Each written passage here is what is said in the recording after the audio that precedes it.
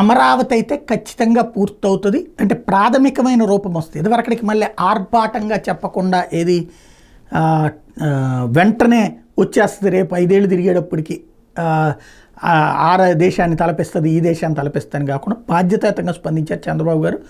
ఒక రూపు వస్తుంది రాబోయే 3 ఏళ్లలో, అంటే 2029 ఎన్నికలకి ముందు ఒక రూపం అక్కడ ఏదైతే ప్రభుత్వానికి సంబంధించినటువంటి విభాగాల భవనాలు, ప్రభుత్వానికి సంబంధించినటువంటి ఎమ్మెల్యేలు, ఎంపీలు, ఎమ్మెల్యేల హౌసెస్, అట్లాగే జ్యుడిషియల్ క్వార్టర్సు, తర్వాత ఉద్యోగుల క్వార్టర్సు, ఐఏఎస్లు, ఐపీఎస్ల క్వార్టర్స్, ఇట్లాంటిది ఒక రూపం స్టార్ట్ అయిపోతుంది.